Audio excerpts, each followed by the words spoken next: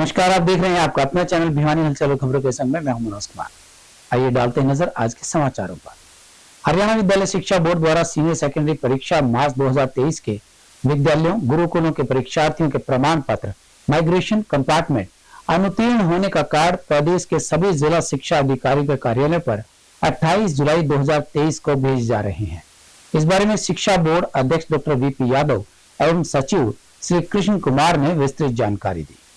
इस अवसर पर जानकारी देते हुए बोर्ड अध्यक्ष डॉक्टर वीपी यादव एवं सचिव श्री कृष्ण कुमार ने बताया कि प्रदेश के सभी सीनियर सेकेंडरी विद्यालयों गुरुकुलों के मुखियाओं को इस बारे में सूचित किया जाता है कि उनके विद्यालय के परीक्षार्थियों के प्रमाण पत्र, माइग्रेशन एवं कंपार्टमेंट, अनुत्तीर्ण कार्ड 28 जुलाई 2023 को प्रातः 11 बजे से 5:30 बजे तक तथा 29 जुलाई 2023 को प्रातः 9 बजे से 4:30 बजे तक संबंधित जिले के जिला शिक्षा अधिकारियों के कार्यालय से प्राप्त कर सकते हैं। उन्होंने बताया कि जिला भिवानी के प्रमाण पत्र, माइग्रेशन एवं कंपार्टमेंट, अनुत्तीर्ण कार्ड बोर्ड मुख्यालय के कमरा नंबर 98 में वितरित किए जाएंगे। वहीं डॉक्टर यादव ने बताया कि यदि विद्यालय मुखिया स्वयं ये प्रमाण पत्र प्राप्त नहीं कर सकते हैं तो अपने विद्यालय के किसी भी प्राध्यापक को इस कार्य के लिए प्राधिकृत करें। जिस प्राध्यापक को विद्यालय के मुखिया द्वारा प्राधिकृत किया जाता है उनको सलाह दी जाती है कि वे अपने साथ प्राधिकरण का पत्र अवश्य लेकर आए, अन्यथा उनको प्रमाण पत्र नहीं दिए जाएंगे। वैसे तो हम परीक्षा 28 तारीख से जो है जिला मुख्यालय पे डीओज के ऑफिस में सभी विद्यार्थी वहां पर आकर अपनी जो है मार्कशीट ले सकते हैं प्रातः 11 बजे से 5:30 बजे तक 28 तारीख को, और 29 जुलाई को वो सुबह 9 बजे से 4 बजे के बीच अपनी जो है हर विद्यालय वहां से जाके अपने सर्टिफिकेट्स ले सकता है। और इस बार भी जो परिणाम भी जल्दी आया था और पहले की अपेक्षा इस बार भी हम जो सर्टिफिकेट्स हैं वो समय से पहले ही भेज रहे हैं। सिविल सर्जन डॉक्टर रघुवीर सांडिल्य की अध्यक्षता में स्थानीय चौधरी बंसीलाल सामान्य अस्पताल में जिले के सभी निजी लैब टेक्नीशियंस की बैठक आयोजित की गई। बैठक में सिविल सर्जन ने प्रत्येक संदिग्ध टीबी मरीज की जांच व उसकी डिटेल निक्षय पोर्टल पर अपलोड करने के निर्देश दिए। वहीं सिविल सर्जन डॉक्टर शांडिल्य ने बैठक में मौजूद लैब संचालकों को निर्देश देते हुए कहा कि टीबी के मरीज की जांच करने एवं टीबी के सभी मरीजों को निक्षय पोर्टल पर एंट्री करना सुनिश्चित करें। इसके अलावा टीबी मरीज की सूचना जिला क्षय रोग अधिकारी को भी दें। उन्होंने कहा कि सभी मरीजों का पूरा पता, फोन नंबर इत्यादि की समस्त जानकारी निक्षय पोर्टल पर अपलोड करें ताकि टीबी मरीज को ढूंढकर उसका इलाज पूरा करने में मदद मिल सके। उन्होंने कहा कि भारत सरकार द्वारा साल 2014 नियम के तहत टीबी के समस्त मरीजों को नोटिफाई करने के बारे में आदेश जारी किए जा चुके हैं तथा साल 2025 तक देश को टीबी मुक्त किया जाना है। साथ ही सिविल सर्जन ने बताया कि विभाग द्वारा जुलाई माह को डेंगू रोधी माह के तौर पर मनाया जा रहा है तथा उन्होंने सभी निजी लैब संचालकों को जुलाई माह को डेंगू रोधी माह बनाने के बारे में निर्देश दिए। उन्होंने कहा कि सभी अपनी अपनी संस्था में प्रत्येक संडे को ड्राई डे मनाएं तथा इस दौरान पानी के स्रोत जैसे कूलर, टंकी, होदी, फ्रिज के पीछे वाले ट्रे, छत पर पड़े कबाड़, गमले आदि को सप्ताह में एक बार अच्छी तरह से खाली करके अच्छी तरह से रगड़कर सुखाकर ही दोबारा पानी भरे ताकि उसमें मच्छर का लार्वा पैदा ना हो। क्योंकि बरसाती सीजन में dengue, malaria, vector borne disease का प्रकोप बढ़ जाता है।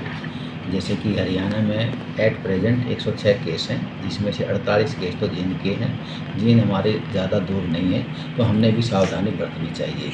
इसको मद्देनज़र रखते हुए हमारी 153 टीम है, जिसमें 18 टीम हमारी अर्बन की है और 136 टीम हमारी फील्ड की है।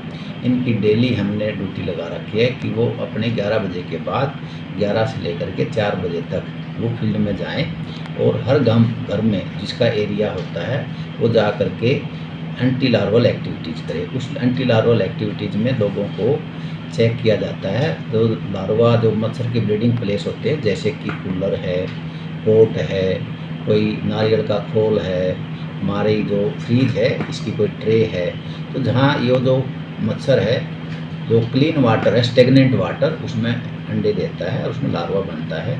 अगर हम ये कोशिश करें कि अपने आसपास की जो ब्रीडिंग प्लेस है उसको हफ्ते में एक बार साफ़ सफाई का ध्यान रखें और जो सीलन है, पानी है, उसको लुढ़का करके उसको ड्राई कर दें, तो हर संडे को ड्राई डे से इसकी संख्या कम हो जाती है।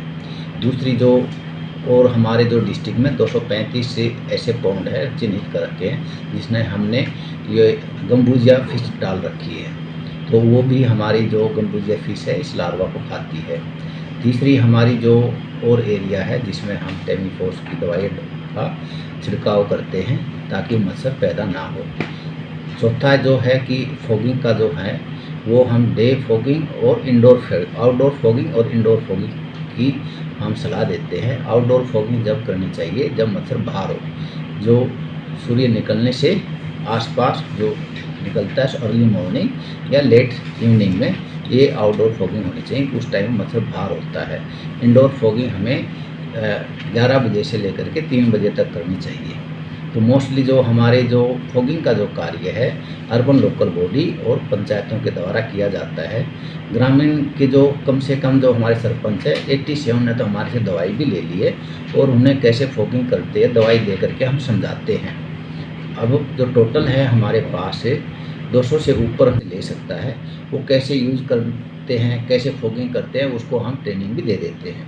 तो ये तो हमारा हो गया एंटी लार्वल एक्टिविटीज़, क्योंकि अभी तक हमारे जो हम 1 अप्रैल से लेकर के अक्टूबर तक ये मुहिम चलेगा। जुलाई का महीने को एंटी जो डेंगू माह भी हम मना रहे हैं। तो सभी के हमने उपायुक्त महोदय के द्वारा और हमारे जो पंचायत और लोकल लीडर के तहत हमने सभी मीटिंग की थी, उसमें यही आदेश दिया था। तो इंट्रा डिपार्टमेंट भी कि ड्राई फ्राइडे मनाए और जनता उसको ड्राई संडे मनाए।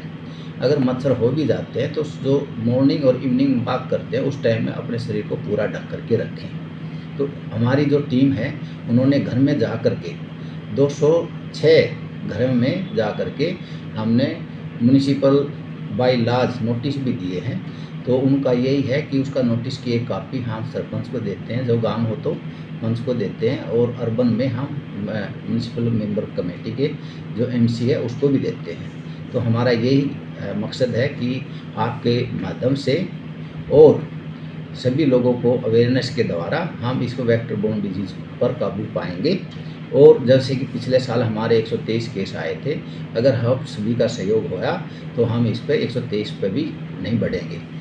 तो आप हमारी जो टीम है जो हाई रिस्क पिछली बार एंडेमिक एरिया था, पेरिफेरल एरिया जैसे कि विद्यानगर है और हमारा ये कोट रोड है, शांति नगर है, जो शहर के बाहर के एरिए हैं जहाँ वाटर इकट्ठा रहता है स्टेगनेंट वाटर, वहाँ मच्छर ज़्यादा होते हैं, वहाँ का हमने ज़्यादा ध्यान दिया है। और सभी से प्रार्थना करते हैं जो ऐसे एरिया हैं जहाँ मच्छर ज़्यादा हैं वहाँ के जो पंच है सरपंच है वो हमारे से दवाई ले जाएं और नियमित रूप से उसका छिड़काव करें और लोगों को सेंसिटाइज करें कि सुबह शाम जो घूमते हैं उस टाइम में सारा शरीर को ढक करके रखें।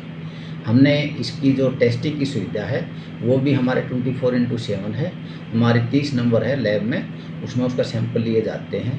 हमने पूरे हरियाणा में हमारे ज़्यादा से सैंपल आए हैं, हमने 800 के आसपास सैंपल इकट्ठे करे हैं, लेकिन अभी तक हमारा कोई भी पॉजिटिव नहीं आया है। और हमने इसके लिए एक आइसोलेशन वार्ड भी बना रखा है जो 9 नंबर वार्ड में है, और इसके लिए प्लेटलेट की और कोई सिंगल डोनर प्लाज्मा की ज़रूरत पड़ती है तो उसकी भी हमने प्रावधान कर रखा है। जो भी या तो हमारी टेंडेंसी ये रहती है कि मच्छर हो जाए तो वो बाइट नहीं करें, और बाइट करके अगर उसको मलेरिया या डेंगू हो भी जाता है तो उसकी जांच की सुविधा और इलाज की सुविधा हमारे सिविल अस्पताल में है। डेंगू जो एक वायरल फीवर है वो 70-80% अपना आप ठीक हो जाता है। मानसून के मौसम के दौरान इन दिनों नागरिकों में फ्लू से ग्रसित लोगों की संख्या बढ़ती जा रही है। आई फ्लू की यह समस्या विशेषकर बच्चों में बढ़ रही है। समस्या के मद्देनजर भिवानी का स्वास्थ्य विभाग पूरी तरह से सतर्क नजर आया। सावधानी के चलते सभी स्वास्थ्य सेवा केंद्रों पर दवाइयां उपलब्ध करवा दी गई हैं। इस बारे में नेत्र विशेषज्ञ डॉक्टर नविता यादव ने बताया कि हाल ही के कुछ दिनों से स्वास्थ्य संस्थाओं पर आंखों की समस्याओं के जितने भी मरीज आ रहे हैं उनमें से लगभग 70% आई फ्लू के मरीज पाए जा रहे हैं। इस बीमारी में आंखों का लाल होना, आंखों में सूजन होना, आंखों में रड़क होना, आंखों में पानी आना व आंखों में डी आना इस बीमारी के मुख्य लक्षण है। यह बीमारी वायरल कंजक्टिविटी कहलाती है तथा इसके ठीक होने में 1 सप्ताह से 10 दिन लग जाते हैं। इसलिए सभी अभिभावकों से अनुरोध है कि जिन बच्चों में इस बीमारी बीमारी के लक्षण हैं, उन बच्चों को स्कूल में ना भेजें। स्कूल प्रशासन से भी अनुरोध है कि वे सतर्क रहें और ऐसे बच्चों को उनके घर भेज दें ताकि स्कूल के दूसरे बच्चों को इस बीमारी से बचाया जा सके। वहीं इस बारे में सभी अभिभावकों से अपील की जाती है कि जिनको भी आई फ्लू है वे सभी दूसरों से दूरी बनाकर रखें, क्योंकि यह बीमारी एक दूसरे के संपर्क में आने से फैलती है। साथ ही उन्होंने बताया कि इस बीमारी का इलाज एंटीबायोटिक आई ड्रॉप से होता है, जो कि मरीजों को आंखों में थोड़े थोड़े समय में डालनी होती है तथा नेत्र चिकित्सक की सलाह लिए बिना कोई भी दवा आंखों में ना डालें। कंजक्टिवाइटिस है वो फैला हुआ है हमारे पूरे प्रदेश और जिसके लक्षण हैं आंखों का लाल होना, आंखों से डीड आना, आंख में लगातार पानी बहना और आंखों में किरकिराहट होना, इसके लक्षण हैं। ये पूरा जो रेनी सीज़न होता है, ये बारिश के मौसम के बाद ये आई फ्लू फैल जाता है। बारिश के मौसम या बाढ़ के बाद ये हमारा कंजक्टिवाइटिस फैलता है। तो इस मौसम में हर सीज़न में ये फैलता है, लेकिन बाढ़ क्योंकि इस बार बारिश थोड़ी ज़्यादा हुई है, बाढ़ पानी इकट्ठा हुआ है, तो इस सीज़न में ये पीक कर गया है एक टाइम पे। इसके बचाव के लिए अगर किसी को ऐसे लक्षण है जिसकी आँख लाल है तो उसको आइसोलेट होना पड़ेगा, एक अलग रहना पड़ेगा और ताकि वो अपने घर में भी बचाव कर सकें। इसके लिए फिर बार बार हाथ धोते रहें और अगर कोई आँख लाल है तो डॉक्टर की प्रिस्क्रिप्शन के बिना कोई दवाई ना डालें। इसके लिए एक एंटीबायोटिक आई ड्रॉप हमारी सरकारी संस्था में हमने अवेलेबल करा दी गई है और बिना डॉक्टर की सलाह के डायरेक्ट दवाई की शॉप से लेके दवाई ना डालें। वो स्टेरॉइड दे देते हैं जिससे एक बार को तुरंत आराम आ जाता है, लेकिन वो पुतले में घाव कर सकता है। ऐसे केसेस देखे गए हैं। तो बिना डॉक्टर की सलाह के दवाई नहीं डाली गई। दवाइयाँ सरकारी संस्था में सारी उपलब्ध करा दी गई हैं, तो आप आके जांच करा सकते हैं। पिछले 4-5 दिन से 50% से ज़्यादा हमारे आई फ्लू के मरीज़ आ गए हैं। हर दूसरा मरीज़ जो हम देख रहे हैं वो आई फ्लू का ही है। तो मोर देन 50% केसेस आए हुए हैं। अगर स्कूल में बच्चों जैसे जा रहे हैं तो वो कृपया छुट्टी कर लें, और अगर बाई चांस किसी और को है, घर में है, ऑफिस है, तो सब अपना आइसोलेट रहें। नई शिक्षा नीति को बेहतरीन तरीके से लागू करने के उद्देश्य से भारत सरकार के स्कूल शिक्षा एवं साक्षरता विभाग द्वारा पीएम श्री स्कूल्स की शुरुआत की जानी है। इस योजना के तहत देश भर में पीएम श्री स्कूल्स पर 14,500 करोड़ रुपए सरकार द्वारा खर्च किए जाने हैं। इन विद्यालयों में अत्याधुनिक तकनीक से शिक्षा दी जाएगी। उल्लेखनीय है कि पीएम श्री स्कूलों में अति आधुनिक लाइब्रेरी, आर्टिफिशियल इंटेलिजेंस का ज्ञान देने के लिए उपकरण, आधुनिक लैब और भविष्य में प्रयोग होने वाली तकनीकों के लिए रिसर्च आधारित मानव संसाधन तैयार करने की व्यवस्था की जा रही है। इन स्कूलों में प्रथम चरण की शुरुआत प्रधानमंत्री नरेंद्र मोदी द्वारा 29 जुलाई को बजट जारी करने से की जाएगी। पीएम श्री स्कूलों में भिवानी के एकमात्र केंद्रीय विद्यालय संगठन पालूवास को भी शामिल किया गया है। वहीं पीएम श्री स्कूल योजना के बारे में जानकारी देते हुए केंद्रीय विद्यालय संगठन पालूवास के प्राचार्य मोहिंद्र व जिला शिक्षा अधिकारी नरेश मेहता ने बताया कि अनुसंधान आधारित शिक्षा को आगे बढ़ाने के लिए पीएम श्री स्कूलों की स्थापना की जा रही है। इनमें भिवानी जिले में केंद्रीय विद्यालय संगठन पालूवास सहित कुल 8 स्कूलों को पीएम श्री स्कूलों में बदला जाएगा। उन्होंने बताया कि पीएम श्री स्कूलों के लिए प्रदेश के 124 स्कूलों का चयन किया गया है। नई शिक्षा नीति 2020 के तहत स्कूल शिक्षा व साक्षरता विभाग द्वारा यह योजना सत्र 2022-2023 से 2027 तक 5 सालों में लागू की जाएगी। इसमें न केवल केंद्रीय विद्यालय बल्कि नवोदय विद्यालय तथा राज्य के सरकारी स्कूल व निर्धारित योग्यता रखने वाले प्राइवेट स्कूलों को भी शामिल किया गया है। इस योजना के तहत 20 लाख छात्र छात्राओं को भविष्य की शिक्षा देने का लक्ष्य रखा गया है। की बात है, भिवानी के ऑलरेडी 7 ब्लॉक में एक पीएम श्री स्कूल पहले से ही सैंक्शन हो चुका है और केंद्रीय विद्यालय को भी जो है पीएम श्री का दर्जा दिया गया है। तो हमारे ज़िले के हिसाब से ये 8वां स्कूल है जिसको इस कैटेगरी में रखा गया है। और पीएम श्री स्कूल जितने भी हैं वो बिल्कुल लेटेस्ट जो हमारा रिसर्च चल रही है एजुकेशन के फील्ड में उस पर ये काम करेंगे। उसके अकॉर्डिंग लैब्स एस्टेब्लिश की जाएंगी, उसके अकॉर्डिंग टीचर्स की भर्ती होगी और उसके अकॉर्डिंग ही सारी फंडिंग होएगी। तो इसमें बच्चों को 6 ऑनवर्ड से ही जो है जो न्यू एजुकेशन पॉलिसी में हमारे ये प्रावधान है कि बच्चों को 6 ऑनवर्ड से जो है कंप्यूटर का है, कोचिंग का है और ब्लॉकचेन का है, रिटेलिंग का है, जो करंट जो हमारे बिजनेस चल रहे हैं सोसाइटी में जो चीज़ें उपलब्ध हैं या जिनका आने वाले टाइम में फ्यूचर है, जैसे AI वगैरह है, तो वो सारी चीज़ें बच्चे को जो है अपर प्राइमरी लेवल से लेकर और सेकेंडरी लेवल तक, सीनियर सेकेंडरी लेवल तक जो है बच्चे को करवाया जाएगा। और इसकी वजह से जो हमारे फ्यूचर जो मैन पावर क्रिएट होगी वो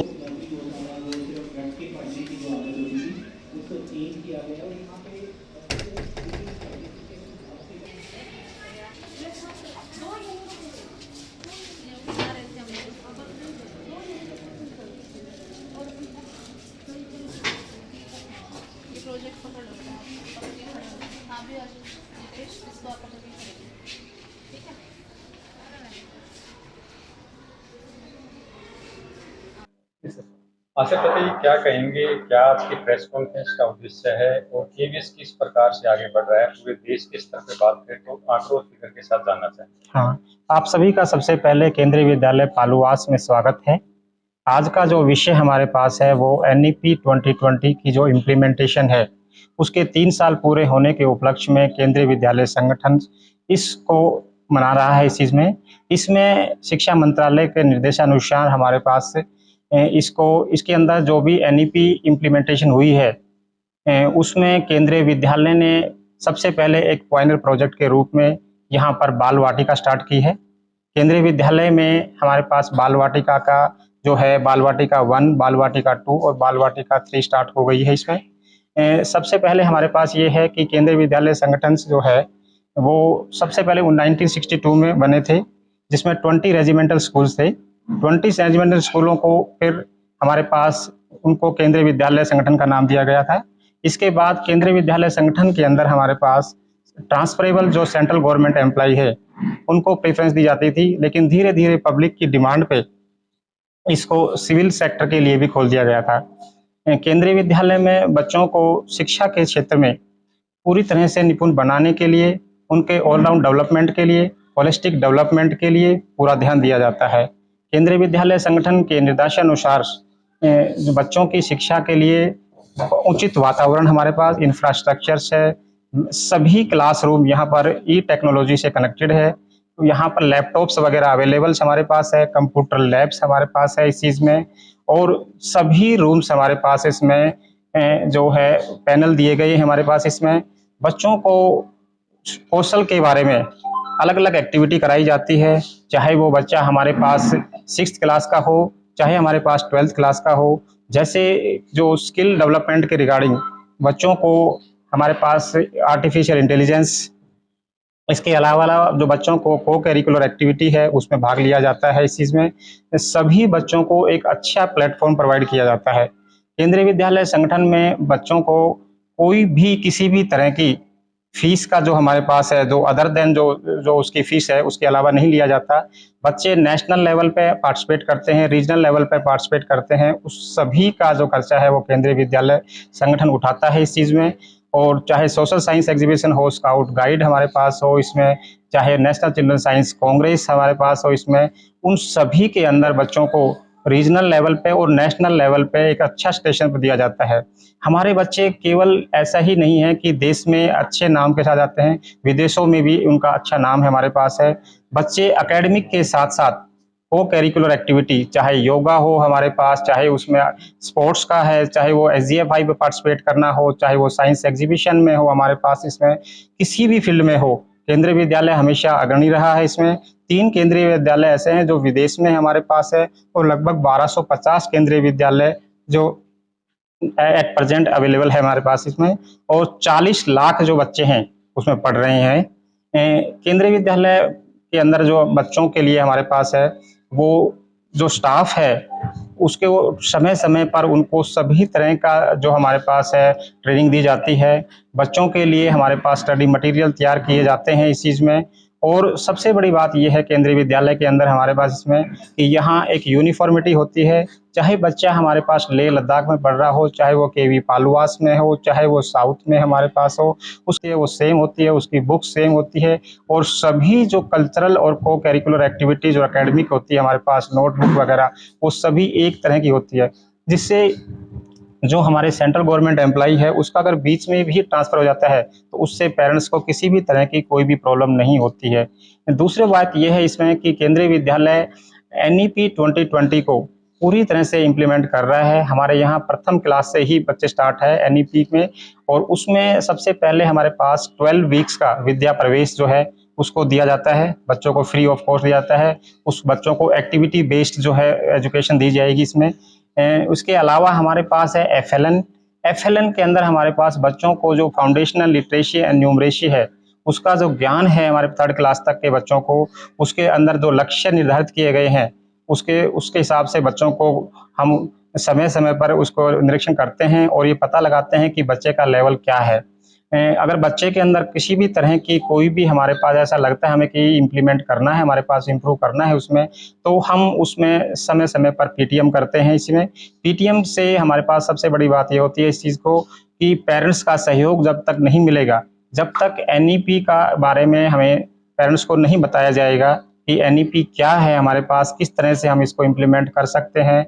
और सबसे बड़ी बात इसमें यह है कि NEP के अंदर जो हमारे पास है, ये NEP 2020 जो है पहले हमारे पास 1986 में आई थी, 86 के बाद में जो अब आई है 1920 में, इसमें ये दिया गया है कि जो लर्निंग है, किताबी चीज़ें नहीं पढ़ाने हैं, उसको एक्सपीरियंशियल लर्निंग देनी है कि बच्चा कुछ करके सीखे, बच्चा मतलब इन्वॉल्व हो एक्टिविटी में, वहाँ वो अपने हैंड्स ऑन एक्टिविटी करे इस चीज़ में, ताकि जब भी हम कोई एक्टिविटी करते हैं तो उससे हमारे पास जो लर्निंग है वो परमानेंसी की तरफ चली जाती है।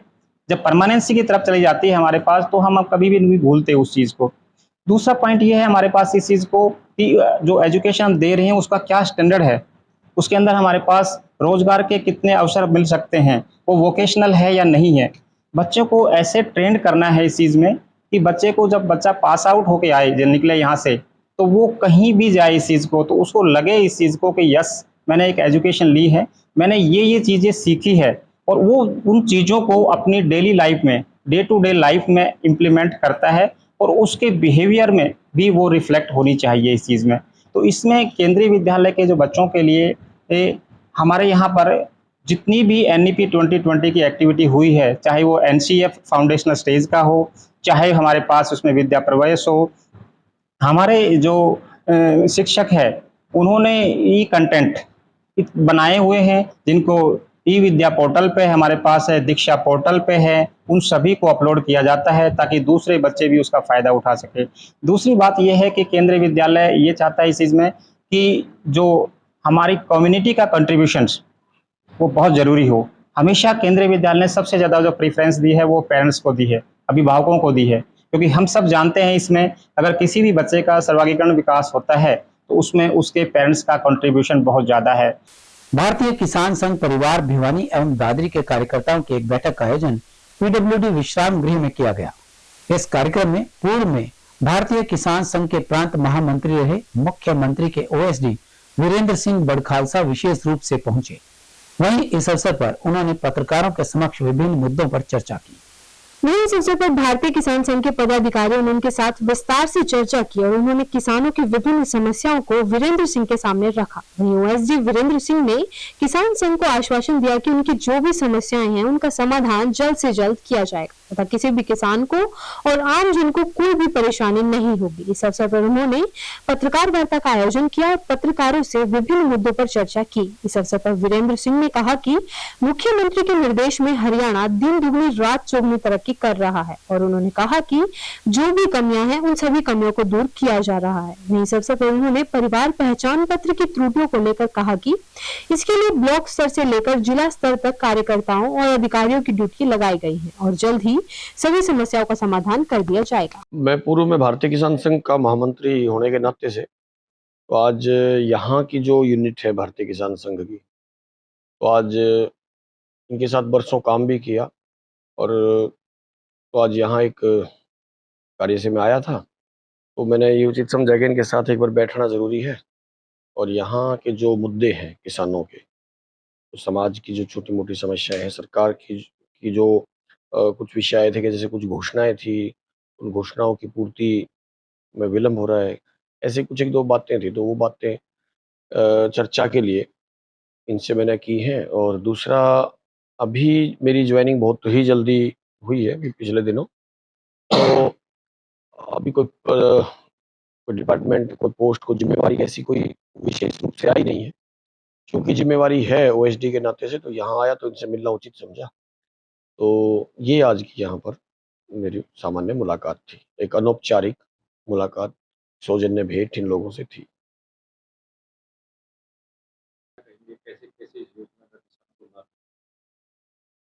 ये एक बहुत काफ़ी समय से ना एक विषय चला हुआ था कि भाई किसानों को अनेक काम ऐसे होते हैं कि जो क्षतिपूर्ति के रूप में एक मुश्त किस्त डालने का एक बहुत बड़ा योजना सरकार की है। तो वो लगातार चलने वाली है, क्योंकि किसान जो है वो आमतौर पर प्रकृति से जूझता है, लड़ता है, और कितनी ही बातें ऐसी होती हैं कि जो उसमें आती ही नहीं रिकॉर्ड में। तो उनके लिए सरकार का एक किसानों के प्रति संवेदनशीलता का एक कदम है ये, और ये रूटीन में चलने वाला कदम है और ये चलता ही रहेगा जी। जैसा अभी मैंने बताया था कि अभी मैं बहुत ज़्यादा कहने की स्थिति में नहीं हूँ, और चूँकि बाढ़ बाढ़ का विषय है और वो लालाजी वाली बात है, बोला भाई नुकसानी में थम थोड़ी लिया है ना। किसी बढ़िया की चोरी हो गई थी तो लोग पूछने जाते, तो मूँगफली खाते-खाते बोला लाला जी कितना नुकसान हो गया? बोले भाई पता चल रहा है। तो क्या है कि एक तो मेरी स्थिति अभी कहने वाली नहीं है, लेकिन दूसरी बात बाढ़ भी और मौसम भी अभी रुका नहीं है। अभी भी बड़ी मात्रा में कई और क्षेत्र भी बाढ़ की चपेट में आए हैं। तो इसलिए मुझे लगता है कि इस बारे में मुझे नहीं बोलना चाहिए। अभी ये है कि जैसे धान का मतलब जो धान की फसल है जो, तो अभी भी हम उम्मीद ये करते हैं कि अभी भी जो धान खराब हुआ है, उसको दोबारा उसकी बुआई हो सकती है। लेकिन उसके बाद भी 15,000 रुपए की ऐसी घोषणा सरकार ने की है प्रति एकड़ के हिसाब से। ये माननीय मुख्यमंत्री जी का जो मेरे लिए जो आदेश है, यानी जो अभी हमारी जो चर्चा हुई है, एक दिन में मिला था, उन्होंने बड़े ही संवेदनशील हृदय से एक बात मेरे को कही थी कि हमने अपने दिल से काम किए हैं, काम में बेहतरी के लिए काम करे हैं समाज के लिए, लेकिन उन कामों में भी उनकी इम्प्लीमेंटेशन में अगर कहीं भी कोई दिक्कत आती है, तो समाज के बीच में जाना, समाज के बीच में जाकर के उन समस्याओं को चुनना और उनके समाधान को की ओर लेके आना। जैसे मैं यहाँ भी आया तो कुछ एक दो बातें यहाँ पर आई, तो मैंने इनको भी खुले दिल से कहा है कि आप समाज में कहीं पर भी कोई समस्या है, किसान छोड़ो, मजदूर है, गाँव में बसने वाला जो भी है, भारतीय किसान संघ तो ये सोचता है कि जो गाँव है, वो पूरी ही एक किसान यूनिट है, एक परिवार, साझा परिवार है गाँव, बड़ा परिवार है। तो गाँव में भी आने वाली कोई समस्या है तो आप लेके आइए, उस समस्या का समाधान करने के लिए बैठे हैं, और अभी भी नहीं होगा तो फिर कभी नहीं होगा। इस भावना से लोग काम कर रहे हैं। तो इसलिए आज उन विषयों को लेकर के एक निमंत्रण, एक आमंत्रण हम सब अपने कार्यकर्ताओं को देते हैं कि समाज में जाइए और समाज के दुख का, ये जो कष्ट का, जो भी इस प्रकार की त्रुटि है, जहाँ भी है, सरकार की ओर से है, कर्मचारियों की ओर से है, सामाजिकता की ओर से है। भिवानी से प्रयागराज जाने वाले यात्रियों के लिए एक अच्छी खबर है कि अब उन्हें रास्ते में कहीं भी गाड़ी बदलने की जरूरत नहीं रहेगी। प्राप्त जानकारी के अनुसार भिवानी से कानपुर तक जाने वाली गाड़ी को आगामी 5 अगस्त से प्रयागराज तक का विस्तार किया जा रहा है। इस गाड़ी के भिवानी से आने व जाने के समय में कोई परिवर्तन नहीं होगा। गौरतलब है कि गाड़ी नंबर 14723/24 भिवानी से चलकर कानपुर तक जाने वाली गाड़ी का आगामी 5 अगस्त से प्रयागराज तक का विस्तार किया जा रहा है तथा भिवानी से चलने व वापसी के समय में कोई परिवर्तन नहीं किया गया है। आपको बता दें कि यह गाड़ी अब LBH के 21 कोड से व नए नंबर से चलेगी। गाड़ी भिवानी से 19:40 पर चलकर प्रयागराज 12:40 पर पहुंचेगी। प्रयागराज से 3:50 पर रवाना होगी एवं सुबह 9:05 पर भिवानी पहुंचेगी। इस गाड़ी में AC एवं स्लीपर एवं जनरल क्लास के डिब्बे होंगे। वहीं इस अवसर पर दैनिक रेल यात्री जन कल्याण संघ के सभी साथियों ने माननीय रेल मंत्री जी भारत सरकार का दिल से आभार व्यक्त किया एवं निवेदन भी किया कि नांगलोई में भी इस गाड़ी का ठहराव किया जाए। तो देखिए पुरानी है, परंतु उसको नए लुक में चलाया जा रहा है। रेलवे बोर्ड ने मंजूरी प्रदान की है। दिनांक 5 अगस्त से शुरू हो जाएगी, जिसके अंदर 21 कोच होंगे, LHV कोच होंगे, जिससे गाड़ी आरामदायक होती है। नया नंबर होगा इसका। भिवानी आने जाने का टाइमिंग वही रहेगा। अब ये गाड़ी भिवानी से सीधी प्रयागराज जाएगी, क्योंकि तीर्थ यात्री हैं भिवानी रोहतक एवं कन्नौर के लोगों को तीर्थ यात्री जाने के लिए बहुत ही आरामदायक रेल का सफ़र होगा। हम रेल मंत्री माननीय वैष्णो जी का एवं रेल मंत्रालय के अधिकारियों का सभी का दिल से आभार व्यक्त करते हैं। एवं इस गाड़ी का नांगलोई के अंदर स्टॉपेज नहीं है। मैं रेल मंत्री से अनुरोध करूंगा इस गाड़ी का नांगलोई में भी स्टॉपेज दिया जाए। पहले गाड़ी चलती थी भिवानी से कानपुर के लिए, कालिंदी एक्सप्रेस नाम था, नाम वही रहेगा, कालिंदी प्रयागराज एक्सप्रेस। अब जो है नए लुक में नई गाड़ी बन के चलेगी, LHP कोच होंगे और सफ़र यात्रियों का बहुत ही आरामदायक होगा। मैं पुनः एक बार रेल मंत्री से आग्रह करता हूँ कि इसका स्टॉपेज नांगलोई भी दिया जाए ताकि नांगलोई के वासियों को इसका लाभ मिल सके। टाइमिंग आज शाम को 7 बजे चल के 12:20 पे प्रयागराज पहुँचेगी एवं वापसी में वहाँ से 3:30 पे चल करके आज सुबह लगभग 9:30 बजे भिवानी। भिवानी से देहरादून के लिए सीधी बसेस की कड़ी में एक और बस को चालू कर दिया गया है। भिवानी के बस स्टैंड से सुबह 10 बजे इस बस को सुपरिंटेंडेंट लीलावती ने हरी झंडी दिखाकर रवाना किया। इस बस के चलने से पानीपत व शामली जाने वाले यात्रियों को भी सुविधा मिलेगी। वहीं बस स्टैंड इंचार्ज जय सिंह ने बताया कि इससे पहले 8 बजे देहरादून के लिए बस रवाना होती थी तथा यात्रियों की मांग पर गुरुवार से दूसरी बस रवाना की गई है। जय सिंह ने कहा कि यह बस देहरादून से अगले दिन सुबह 5 बजे रवाना होगी। साथ ही उन्होंने बताया कि पानीपत शामली के लिए जाने वाले यात्रियों को यहाँ से सीधी बस मिलेगी। आपको बता दें कि पहले देहरादून जाने के लिए लोगों को या तो रोहतक जाना पड़ता था या पानीपत, किंतु अब यहाँ से सीधी देहरादून के लिए बस मिलेगी। ये बस है अब नई चलाई है। देहरादून के लिए हमारी पहले एक बस चलती थी सुबह 8 बजे और ये दूसरी बस चलती है 10 बजे। ये सवेरे 5 बजे देहरादून से वापस चलेगी। पब्लिक की डिमांड थी, आदरणीय नेत्रपाल खत्री जी जीएम साहब के आदेश अनुसार ये दूसरी बस चलाई गई है। इनके प्रयासों से ये बस चली है। ये देहरादून, पानीपत देहरादून, शामली देहरादून।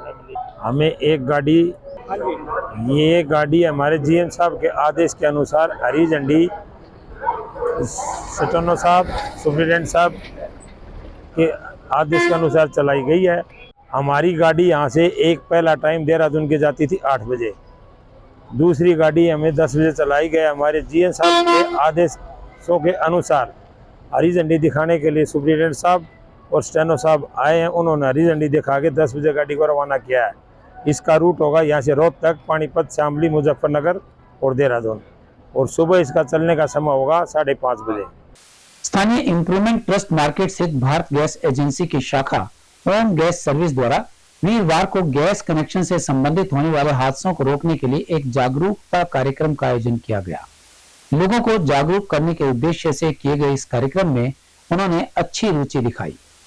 कार्यक्रम के दौरान ओम गैस सर्विस के संचालक हंसराज ने उपभोक्ताओं को जरूरी जानकारी मुहैया करवाई। इस दौरान हंसराज ने उपभोक्ताओं से अपील भी की कि वे गैस कनेक्शन की 5 वर्षीय अनिवार्य जांच अवश्य करवाएं ताकि किसी भी बड़े हादसे को होने से रोका जा सके। वहीं आम नागरिकों को जानकारी देते हुए ओम गैस सर्विस के संचालक हंसराज ने बताया कि कई बार लोग जानकारी के अभाव में बड़े हादसे का शिकार हो जाते हैं, जिससे जान माल का भारी नुकसान होता है। ऐसे में उपभोक्ताओं को चाहिए कि गैस सिलेंडर को बंद कमरे में ना रखें, सिलेंडर को हमेशा खुले में या फिर ऐसे कमरे में रखें जिसमें खिड़की और दरवाजे खुले हों। सिलेंडर को जिस जगह पर रखें वहां पर इतनी जगह होनी चाहिए कि प्रेशर रेगुलेटर का नॉब और रबड़ की ट्यूब को हिलाने में परेशानी ना हो। सिलेंडर को हमेशा सीधा खड़ा रखें और उसके वाल्व को ऊपर की तरफ ही रखें। ट्यूब का इस्तेमाल केवल 5 वर्ष ही करें, इसके बाद इसे बदल कर नई ट्यूब लें, क्योंकि पुरानी ट्यूब का ज्यादा समय तक इस्तेमाल करना खतरनाक हो सकता है तथा यह दुर्घटना का कारण बन सकती है। प्रेशर रेगुलेटर को भी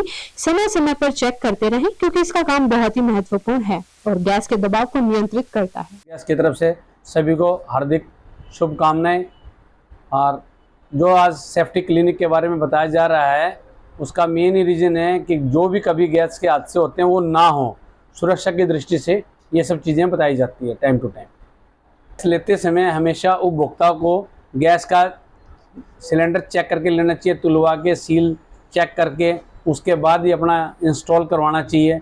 हमारे डिलीवरी बॉय से कोई दिक्कत है तो हमारा एक इमरजेंसी नंबर भी है 1906 या हमारा कॉन्टैक्ट नंबर है, उस पर कोई कॉल करना चाहिए।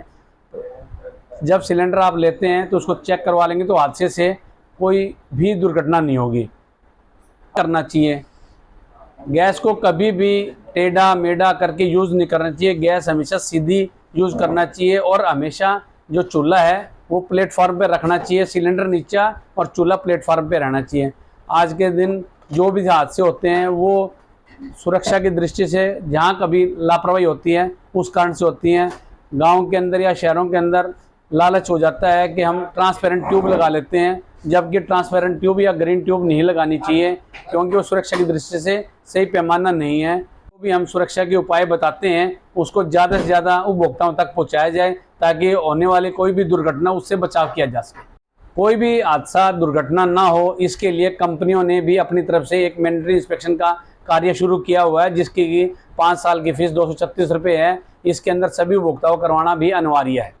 एजेंसी में बात गैस एजेंसी एलपीजी तो रेगुलेटर के बारे में बताया है, एक दो ये पाइप है, एक इसके बारे में बताया गया है अपनी सेफ्टी के लिए कंपनी की तरफ से। ये इसमें 3 चीज़ होती हैं, तो गैस लीक होने के बारे में, इस बारे में इन्हें जानकारी दी है। भारत गैस एजेंसी की तरफ से ये समय समय पर कैंप लगाए जाते हैं, इसके बारे में जानकारी दी जाती है। गैस को, रेगुलेटर को कैसे यूज करना है, पाइप की जो जानकारी दी जाती है वो दी जाती है। और एजेंसी की तरफ से हमेशा यही प्रयास रहता है किसी भी उपभोक्ता को कोई परेशानी ना हो। हमने खुद ने कई दफ़े देखा है, एक ही कॉल पर इनकी तरफ से तुरंत सहायता मिलती है अगर कोई दिक्कत आती है तो।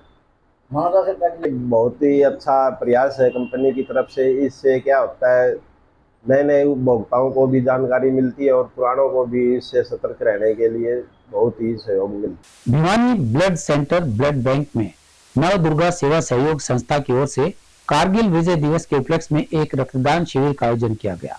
संस्था की ओर से किए गए इस दूसरे रक्तदान शिविर में लगभग 22 युवाओं ने रक्तदान किया और शहीदों को श्रद्धांजलि दी।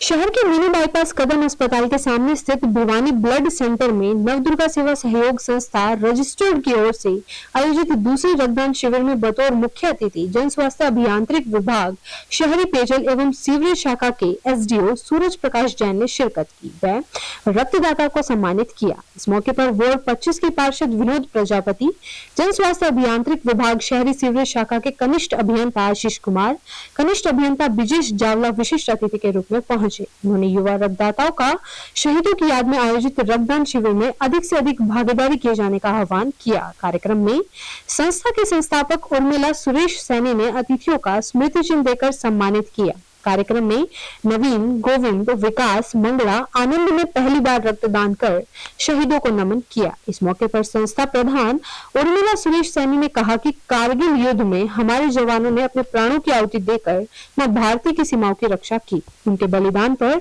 हर साल विजय दिवस मनाकर पूरा देश खुद को गौरवान्वित महसूस करता है। कारगिल विजय दिवस के उपलक्ष्य में जो भिवानी सदन ने रक्तदान का प्रोग्राम किया है उसमें हमें बुलाया तो हमें बहुत खुशी हुई। भाई ये एक दान एक अलग तरह का दान है। जीवन का एक पार्ट अपना दान देना कोई छोटी बात नहीं है, लेकिन इससे किसी की ज़िंदगी बचती है तो बहुत बड़ा दान माना जाता है। इसलिए हम बहुत बहुत धन्यवाद करते हैं इस समिति का, भाई ये काम इन्होंने किया और हमें बुलाया बहुत आमजन को। आज कारगिल विजय दिवस के उपलक्ष्य में मिनी बाईपास पर भिवानी ब्लड सेंटर में रक्तदान शिविर का आयोजन किया गया है। इस शिविर का आयोजन नवदुर्गा सेवा सहयोग संस्था के द्वारा आयोजित किया गया है, जिसमें अभी तक लगभग 20 लोगों ने रक्तदान किया है। तो मैं युवाओं को चाहूँगा कि वो प्रत्येक 3 महीने में रक्तदान करते रहना चाहिए, क्योंकि रक्तदान एक ऐसा महादान है जिससे आपको ये पता नहीं चलता कि आपने किसके जीवन को बचाया है, क्योंकि रक्तदान एक महादान है और इससे आपके दूसरे व्यक्ति के साथ खून के रिश्ते भी बढ़ते हैं। तो मैं तमाम लोगों से निवेदन भी करूँगा कि आप जब किसी भी आपके परिवार में किसी भी सदस्य का जन्मदिन है या कोई पुण्यतिथि है तो आप फिजूल खर्ची ना करके रक्तदान शिविर लगाएं, ताकि हम किसी के दूसरे के जीवन को बचा सकते हैं। रक्तदान एक महादान है। तो मैं तमाम लोगों से अपील करता हूं कि वो समय। हमारी सब में बस इतना। अगले के लिए देखते रहेगा आपका अपना चैनल भिवानी हलचल।